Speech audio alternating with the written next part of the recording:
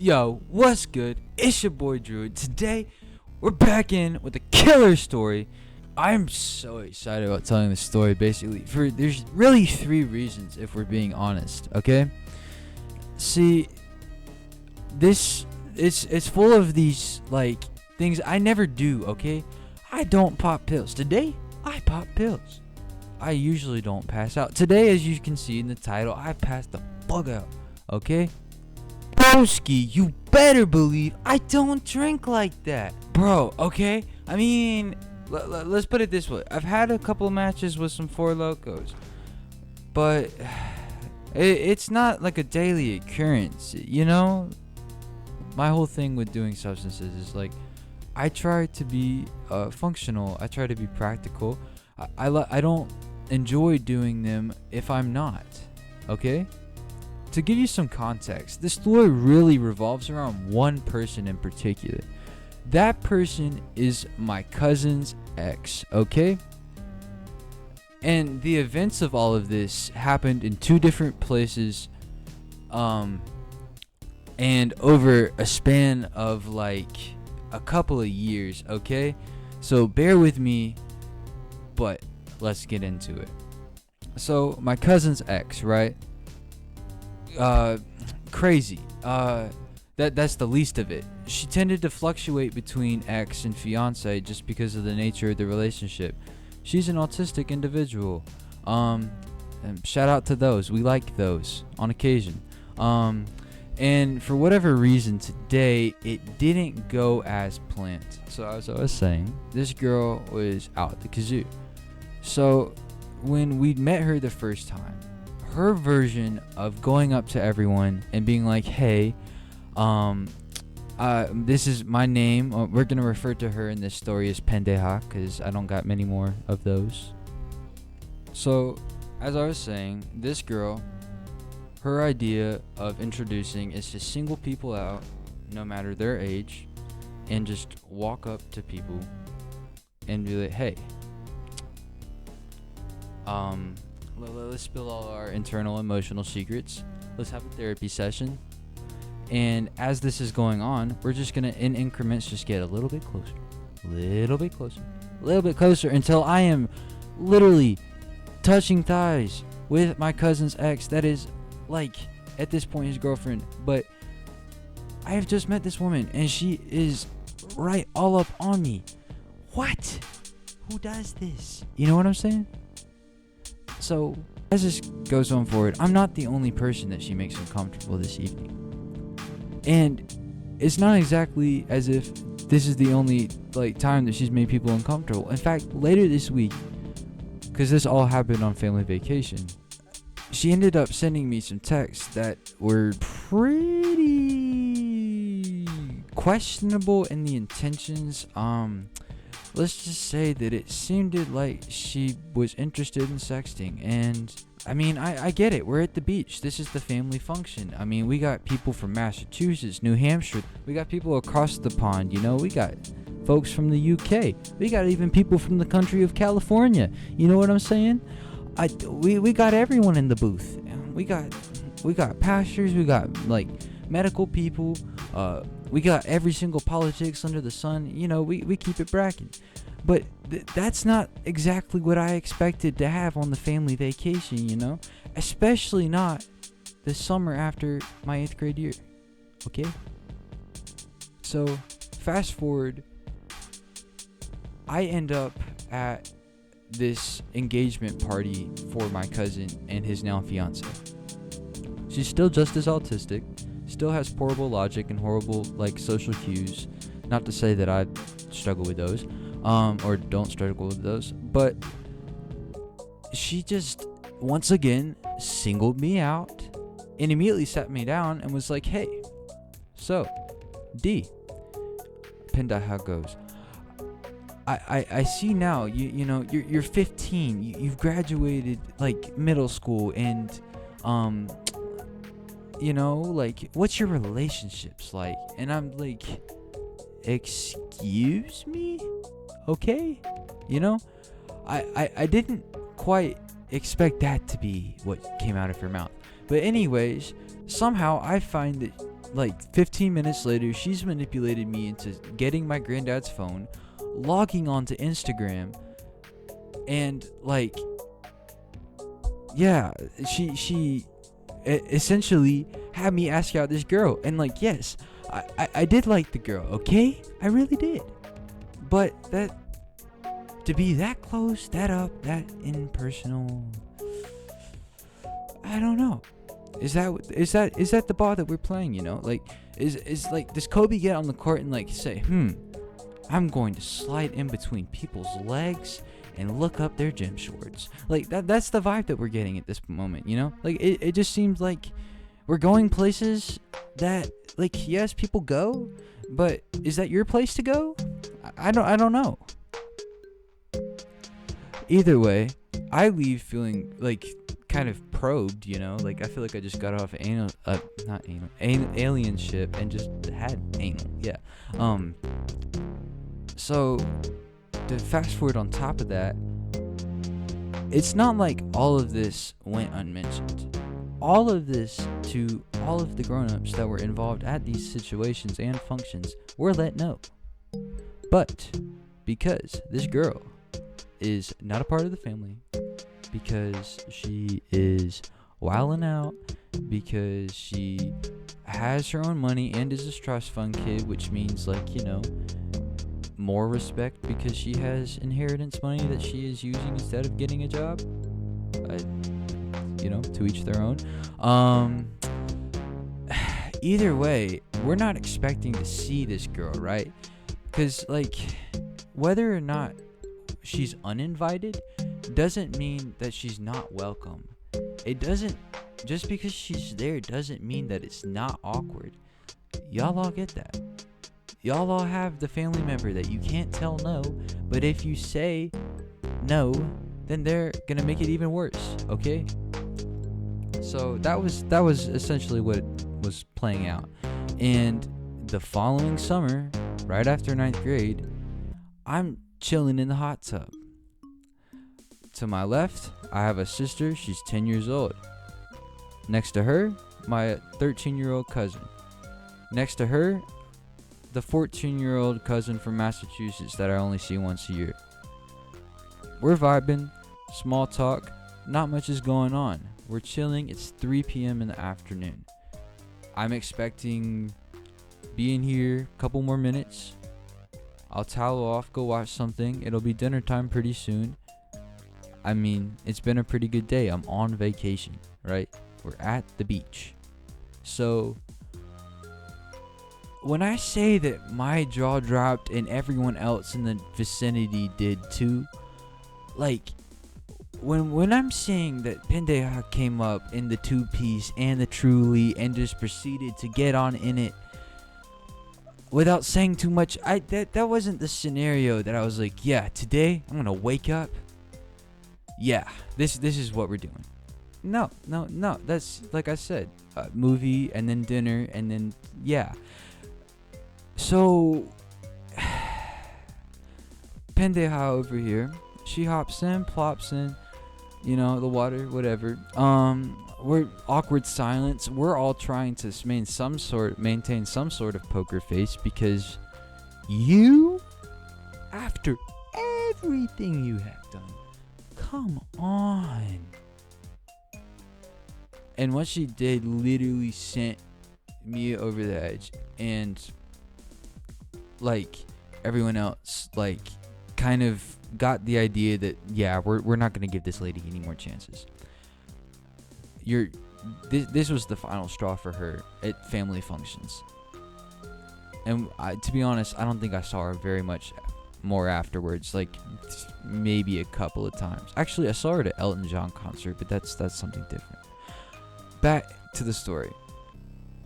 Pendeja looks at my cousin and utters words I did not ever conceive a mid-20s to late or early 30s lady to offer a teenager. Do you want a sip? Do you want some? I can get you one.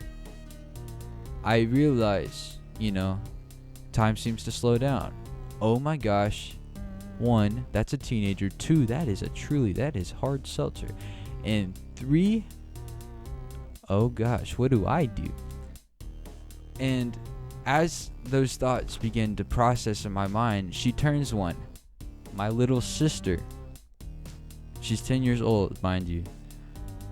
Do you want some? Do you want one? Of course, same answer, response, no. She gets to me, easiest decision, easiest time I've ever been able to turn down something that could make me intoxicated. No. I mean, I was so infuriated, I almost slapped her. I mean, if she wasn't a girl, I might have hit the can, but yeah, she does the exact same thing to the 14-year-old cousin from Massachusetts, and I was dumbfounded. As it's happening, I don't think it took 30 seconds. I was out the tub, I was toweling off, I was heading inside. I was furious. I could not imagine. And so, in true druid form, I did the most hypocritical thing I could ever have done. As I'm sitting there fuming, toweling off, I'm trying to come up with some kind of revenge plan. Something that'll do her in. Something that'll make her feel like the piece of crap she is. Okay? What can I do to hurt Pendeja where it really hurts? Boom. It hits me. When we had gotten all personal the summer after 8th grade, she had told me she had a Prozac prescription. I don't know if that's her way of trying to make friends. I guess in certain social situations that would be really productive. But anyways, one tracked mind. I'm not even thinking of it. I'm still, like, my hair's still dripping wet. I march over to the floor. I march across the floor. I spot her bag because that's what got my attention. And I immediately just start rummaging through it. I mean, it's not like finding a pill bottle takes very long. They all look and feel the same. But, like, this lady's bag was very unorganized. So, let's just say, in order for this to all happen, the circumstances lined up a lot. Because today, I made a lot of dumb decisions. And I can't even imagine, like, the logic that I had, right? Okay, I'm angry. I don't feel like anything's going to happen. There wasn't a consequence for this lady in the past. There's not going to be anything again. I'm out here on my own. I'm probably, what I say, half of it won't be believed. The rest will get blamed on the autism. And, like, the situation, I guess in a way you can see how I got to my judgment and how I made my call. Either way, I pull this bottle out, right? There is 3 pills in it. And so, like, I was kind of expecting it to be, like, most of the way full. I don't know why that was my logic, but I was like, yeah, I'm just gonna take half the thing and just, like, put them in my bathing suit pocket, you know? Which was still wet, so I would have just had, like, wet Prozac pancake mix in my pockets and just slowly drip that on the floor. And yeah, so that wasn't the option. So I'm just staring at these 3 and I'm like, what can I do? This isn't a lick. This isn't a jug. This is not I'm going to make her have a bad month. This is like she forgot to refill and, like, whatever. For the ever-loving life of me, I don't know why I made this decision. But I was like, okay, let's think about it. Let's think about it a little more. I opened it up, poured it on my hand, and immediately popped it because that's what I do. I have no self-control. And immediately after that, I'm thinking to myself, well, and I go back and I sit down in the chair and I wait for this thing to hit me. At this point in my life, I'm not a drug user. Like, it's not things that I do, like, you know what I mean? They're not, like, habits that I'm like, okay, this is what I'm gonna do. The only thing that I had up to that point was nicotine. And, like, that stuff hits you in the face, like, pretty immediately if you don't have a tolerance. And that's what I was expecting to happen. 1 minute passes by. I start to get antsy. 2 minutes pass by. By the 3rd minute, I am considering robbing your plug, your mom's plug, and every uncle in between, because nothing is happening and I am just getting more and more irritable and feeling like a child, which I was, and was acting like one, and my logic pattern was one. I decide, okay, let's just wash it down. I start walking into the kitchen because it was pretty close by. No orange juice, no apple juice, no water. Skip it off. Forget the OJ. No, we're going to the fridge. You know why? Because there's a bottle of Pinot Grigio, and that is totally not alcohol, and that is totally not what my little sister was just offered. But no, I'm going to grab a red Solo cup, and I am going to pour up, like, to that little line that's like right before the last little section on your cup. So sizable amount. That bottle was, I could feel a difference after I put it back down in the fridge. I'm not really sure what the adults thought about that. They never said anything. I never got back to it. They never got back to me on it. Point being, I stare at it. Like I said, I don't drink. This isn't something that I do, okay? Like, it's not a habit that I have, like I said. So I'm staring at this, and I'm like, there's only one way this thing's gonna happen. I can't pour it back. I'm gonna split everywhere, and how am I gonna explain I got angry, so I poured 3 servings of Pinot on the floor? Please. No one's gonna buy that. Not even your mom. I mean, like, our options here are very limited. So I stare here, and I'm like, the only way I'm getting this down is if I chug. I did. And just as I had wanted that pill to hit me, I'm not kidding you, 30 seconds later, that alcohol hit me like a truck. I felt like Superman. Dude, I threw the cup at the ground. I jumped on it. I put it in the trash. I thought I was being covert because I didn't put my name on it. And then, because I feel like Superman, I start to pull out my phone. I play some random song, and I think I'm like Elvis Presley or something, rocking out to it, when it's really just one kid in a wet bathing suit on like in a dining room. Like, what is going on here? This is a recipe for disaster. We're gonna break things. And luckily I didn't. Feeling pretty silly. I decided to, I gotta be a little bit more covert, more discreet. If I am gonna have fun, let's be a little bit more smart about it. So what I decided to do was just take my towel, wrap it around me, and then just sit in the recliner in the nearby living room. They had a bunch of TVs and stuff, and I was thinking, well, there's got to be something that's free. To my surprise, no, there wasn't. But as I was scrolling, just looking through lists, 5 minutes has gone by, no big deal. I started to feel this wave of nausea in my stomach, right? It's not going well. I'm like, okay, I can stomach it. It's not a big deal. Furthermore, to kids, please, if we're thinking logically, 1, Prozac is an upper. It's an antidepressant. Pinot Grigio, it is a downer. Alcohol is a downer. We don't mix substances because we don't know what's going to happen, and yada yada yada. That's exactly what happened. I got very lucky.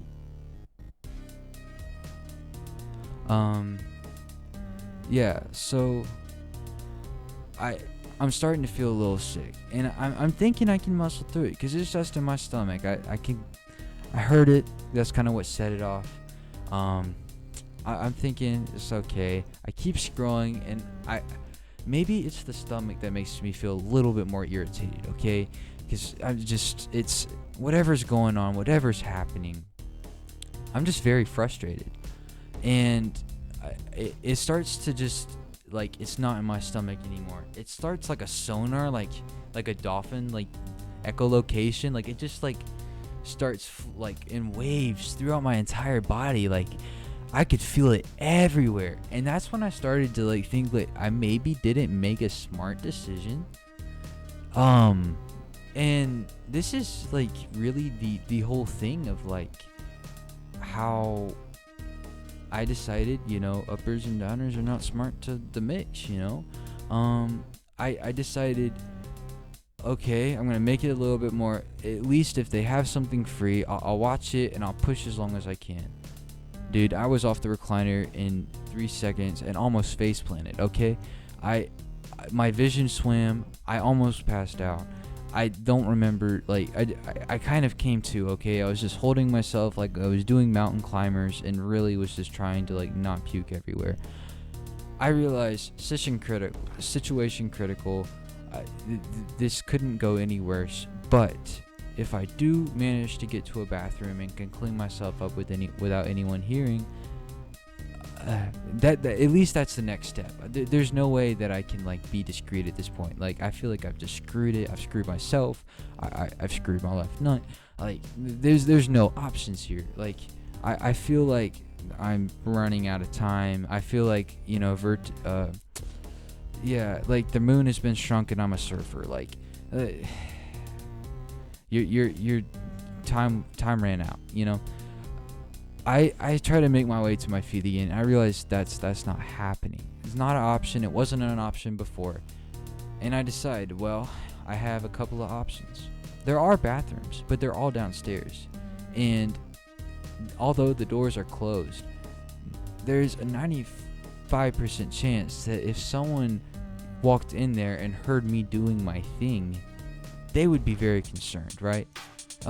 We got doctors at this function, right? Like I said, we got people from like Maryland and Massachusetts, New Hampshire, the country of California, even like I said, UK folks. Like we got people from everywhere. We got a little cornucopia going on, and if that just means that like all eyes are on me, right? I cannot mess this up. This is a mission that I have to like put my line on. This is like my life is on the line here.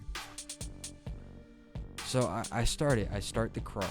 And for most of it, my eyes are closed. It is what it is. But I managed to like try to grab the banister, and the stairs basically wrapped a wall all the way up, coming right out of that den area that I'd been in trying to surf for movies. And so I kind of pull myself along the banister until I'm facing the stairs. And I remember these stairs very well. They were carpeted and they had wood on the side. It was like a blonde kind of carpet situation going on. And I thought, well, there is the banister. I can do it. I'll just put my arms out. Maybe I can do it. I tried to stand up and I puked in my mouth. Like, so much I almost thought it was going to come out. And, I mean, thank God for stuffy noses in August. I can't say much more than that. But yeah, I look at it and I'm like, okay, this is my Mount Everest. I'm screwed. I can't go to the bathroom that's right by the kitchen because it's right by the kitchen. That's the scene of the crime. Okay? I can't go to any of the other ones because people will probably walk in on me and, jig is up. You tried to jug and you got caught red-handed. Like, the cops are already coming, or maybe they're parked outside and waiting. Situation critical, mass about to explode, doom impending. So I did what I could, and the only thing I need to do, I crawled like a little kid all the way up those stairs. And when I say it was like Everest, I mean, yeah, we got pretty close, but I did make it. I can say that much. I made it all the way up, and I remember this very vividly. I remember looking across, because the door to the room I was staying in, it was a bunk room. It got taken over by the female cousins and relatives shortly thereafter, but not because of this, but I was staying in there at the time, so I just crawled into the room, and I remember as soon as my head made it over the threshold, instant darkness. I don't know what happened. The only thing I remember next is heaving and looking down at today's meal, the afternoon snack of Prozac and Pinot, and looks like the snow cone from a couple hours before. So I felt nice and empty and about to pass out. I tried to stand out. I saw stars. So I held down, and my, maybe my head. I was just, like, I can hold out for a little bit longer, but I can't fight it anymore. I am gonna pass out. I felt so lightheaded, like I felt like my brain was mostly helium, and I was like inside one of those bubble balls that you roll down a field. Like that's where we were at, folks. So I just stared at the 3 single beds that were lining the wall and the 1 bunk bed, and I strip off my bathing suit. I like waddle over to the bed and just fall on it. And then I woke up 2 hours later. I'm guessing I'm not really sure how, but somehow I ended up under the covers, and I woke up 2 hours later feeling very refreshed, actually. My head pounded. Wonder why. And shortly after, I went to the bathroom thinking I abolished it, thinking, I graffitied the walls, thinking, the house, they're calling the fire call, they're just letting me sleep so that they can berate me as soon as I wake up and get all the details. But no, like, apparently, most of it made it. Not really sure how. That phase in between the threshold to the room and the bathroom, that's pretty critical. That was about a solid 15 feet that I had to make. I thank God to whoever directed me on that one. But yeah, I ended up going downstairs. I had a nice bit of macaroni and cheese. I had some sweet tea, and from then on, it was a vibe. Like, the cousin pendeja, they ended up breaking up eventually. They didn't last very long, and we didn't see her because the alcohol. Like, she offered alcohol to minors. So that was how that played out. Anyways, I hope y'all liked the story. Drop a like if you do. Don't forget to subscribe if you haven't already. Y'all are awesome. Sticking to the end. Have a great day. Don't get too zooted. Be safe. Y'all are awesome. Peace.